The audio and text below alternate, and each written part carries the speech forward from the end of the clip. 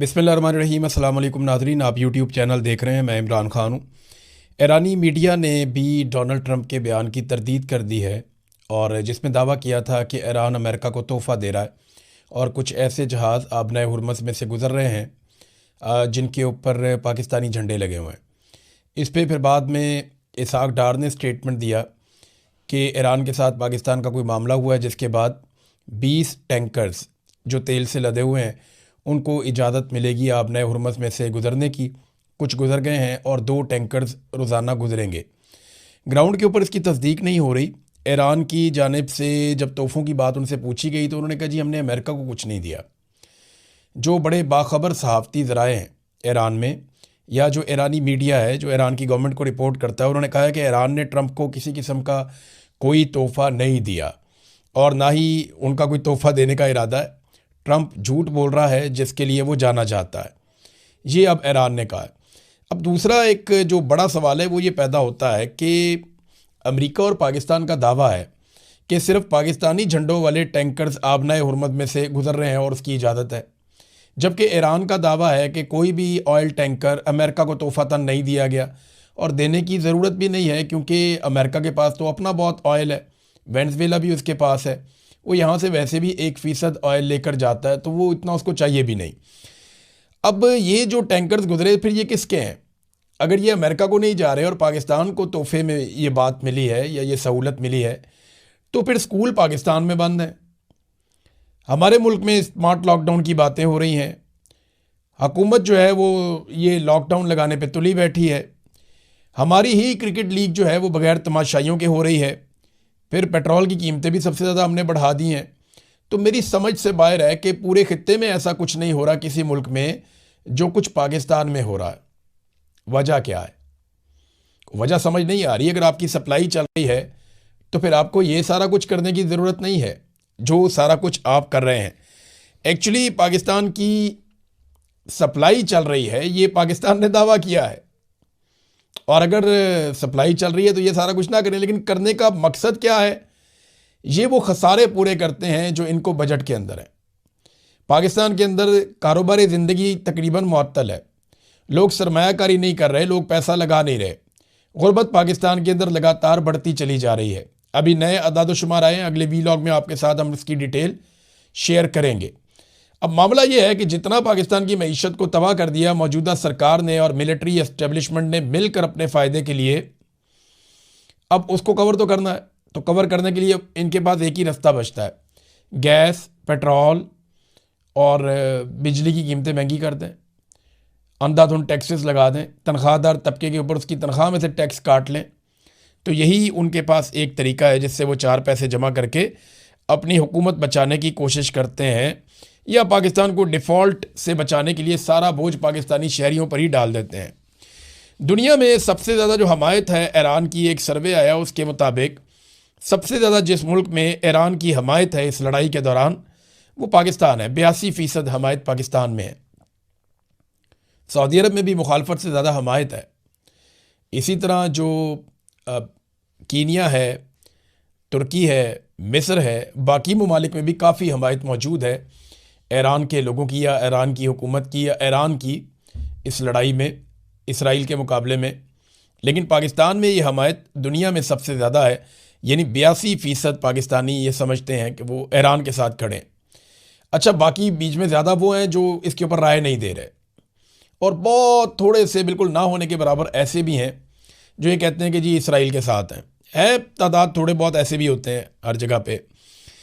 क्या ईरान और अमेरिका के बीच में जो सालिसी का किरदार पाकिस्तान अदा कर रहा है इसको किसी जानिब से तस्लीम किया जा रहा है? अमेरिका ने ये स्टेटमेंट दिया कि उसको कोई ऑफिशियल स्टेटमेंट ना समझा जाए पाकिस्तान में जो बातचीत हो रही है, यानी अमेरिका का ऑफिशियल मौक़िफ़ अलग होगा। ईरान ने इसके ऊपर क्या कहा ये आपको यहाँ से पता चल जाएगा। ये फॉरेन मिनिस्ट्री के जो तर्जुमान हैं ईरान के, उन्होंने स्टेटमेंट दिया कि अमेरिका की जो तजावीज़ हैं जो ईरान तक पहुँचाई गई हैं, या उसके जो मुतालबात हैं 15 जो ईरान तक पहुँचाए गए हैं, वो बड़े एक्सेसिव हैं और अनरीज़नेबल हैं, गैर माकूल किस्म के हैं, उनके ऊपर अमल नहीं हो सकता।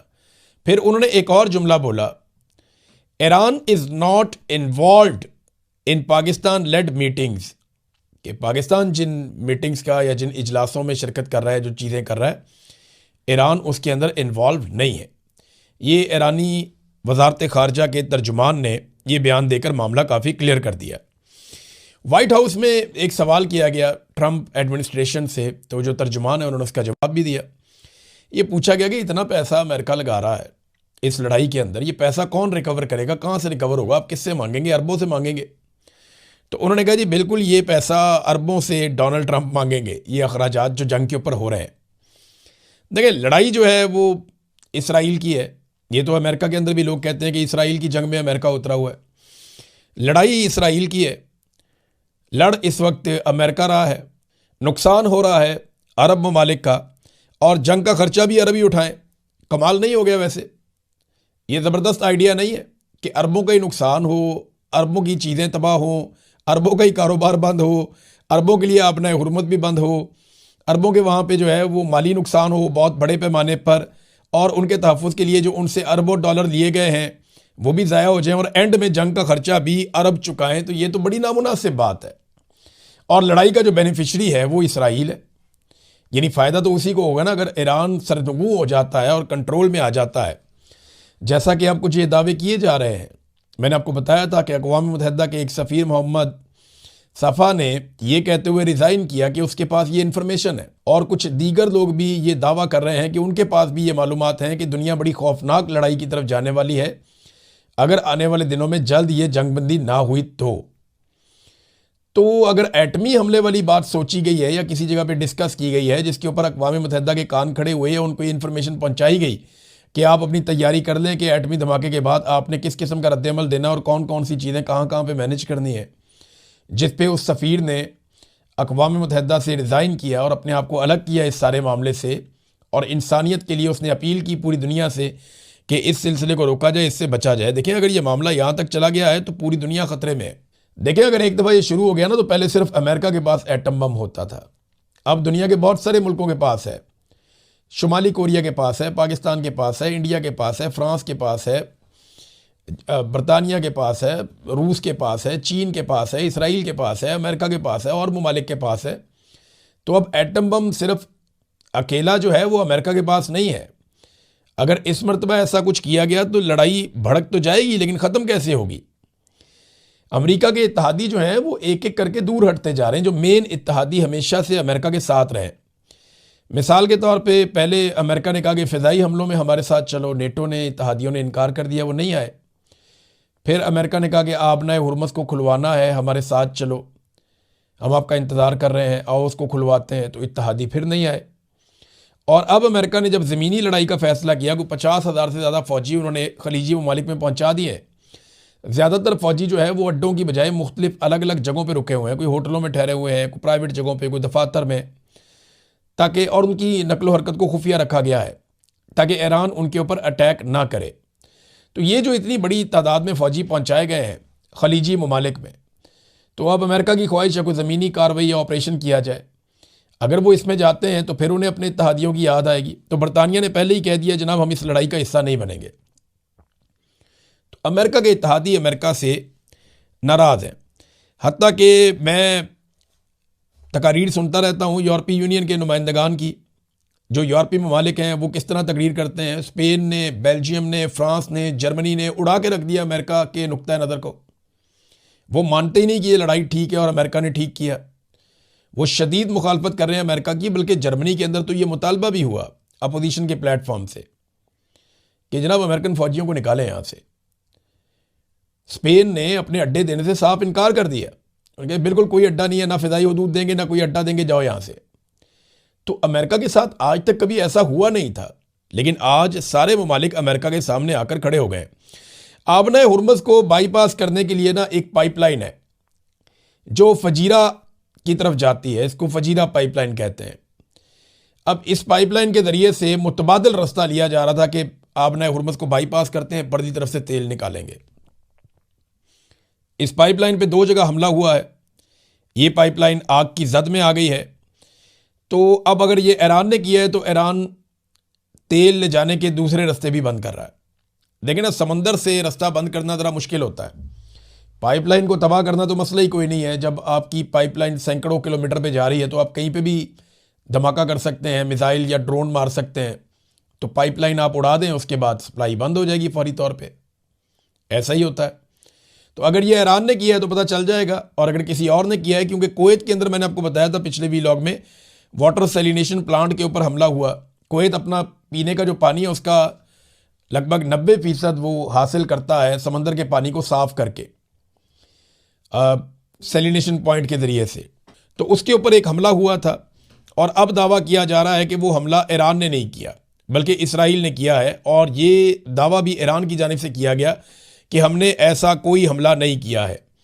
नादरीन, इराक़ची डॉक्टर अब्बास इराक़ची जो वज़ीर ख़ारजा हैं ईरान के, उन्होंने अरब ममालिक के लिए एक स्टेटमेंट जारी किया, ख़ास तौर पे सऊदी अरब के लिए।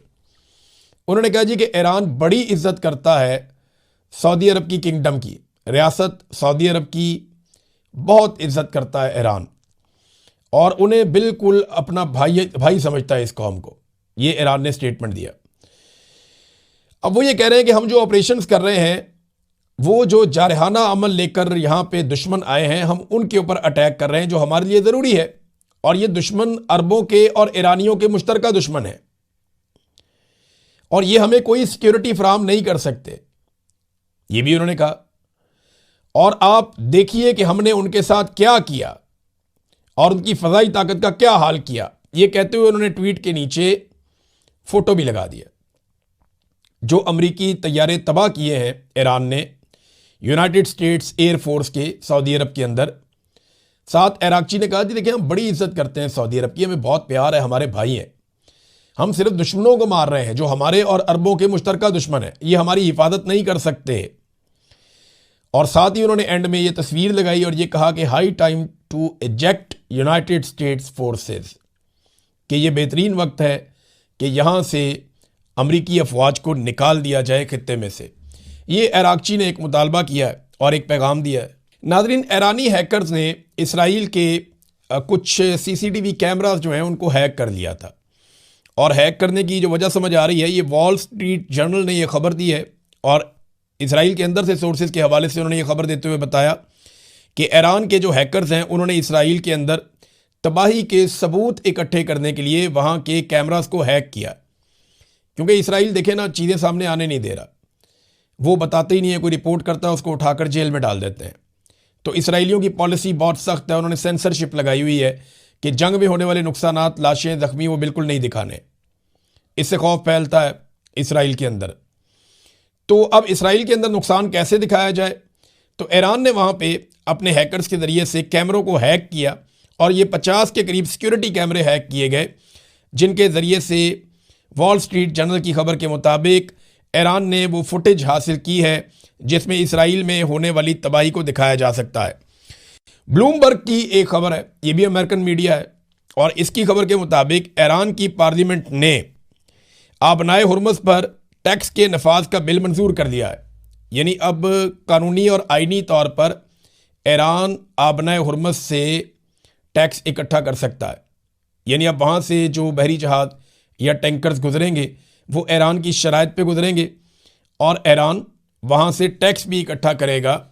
ये अब उनकी पार्लियामान ने बाकायदा इस बिल की मंजूरी दे दी है। नाज़रीन, इस वक्त एक और बड़ी इंटरेस्टिंग खबर है। ईरान कुछ ऐसे मिसाइल इस्तेमाल कर रहा है जिनमें बारूद नहीं है, वो तबाही नहीं फैलाते, और ना वो कोई बहुत महंगे हैं, वो बहुत सस्ते मिसाइल्स हैं, और ईरान उन्हें सिर्फ इसलिए इस्तेमाल कर रहा है कि इंटरसेप्टर्स को ज़ाया किया जाए।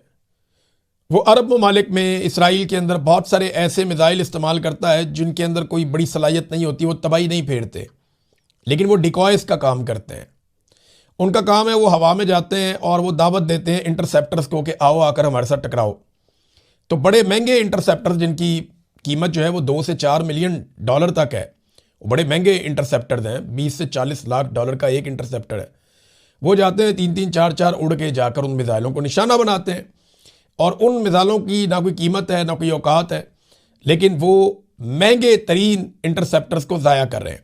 ये ईरान की एक हिकमत अमली है लड़ाई में, जो अभी हाल ही में रिपोर्ट हुई है, और इसके ऊपर भी जो दिफाई माहिरीन है वो सर पकड़ के बैठ गए कि ईरान ने दुनिया का लड़ने का तरीका ही तब्दील कर दिया।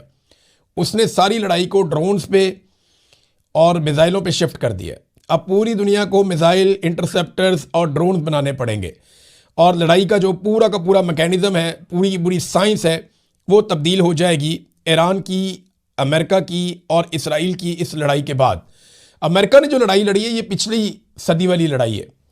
चाइना के जो माहिरीन हैं वो बार बार ये कहते रहे हैं कि अमेरिका के हथियार पुराने हैं और लड़ने का तरीका भी पुराना है। दुनिया आगे निकल गई है, वो इस सदी की लड़ाई को समझा ही नहीं है। आज तक अमेरिका ने सिर्फ अटैक किया है, वापस अमेरिका के ऊपर अटैक नहीं हुआ। अब जब अटैक वापस हुआ है तो अमेरिका को समझ आ रही है कि वाकई में पुरानी वॉर स्ट्रेटजीज अब काम नहीं करती। नाज़रीन, अमेरिका की बात हो रही है तो रशिया ने भी अमेरिका की मिथ तोड़ दी है। अमेरिका बहुत सारी जगहों से मार खा गया इस मरतबा। अमेरिका का एक रोब होता था, एक दबदबा होता था, वो अब नहीं है।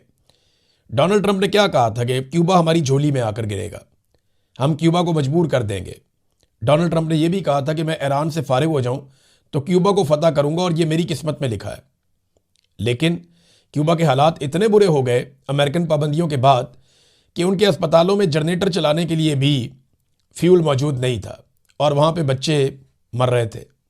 तो ऐसे में रशिया ने अपना एक तेल बरदार जहाज़ रवाना किया, बहुत बड़ा ऑयल टैंकर, उसमें 1 लाख टन रॉ तेल था। वो तेल उन्होंने रवाना किया, उसको स्क्वाड किया, उसको समंदर में पहुंचाया क्यूबा के करीब, और फिर वो अमरीकी पानियों में से गुजरता हुआ क्यूबा तक पहुंच गया और अब वो क्यूबा में लंगरअंदाज होकर वहाँ पे तेल उतार रहा है।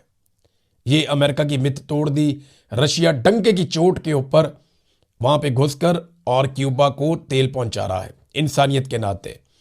तो आज रशिया, चाइना या यूरोप वो अमेरिका को वैसे नहीं देखते, हत्ता कि ईरान भी वैसे नहीं देखता जैसा सब पहले देखते थे।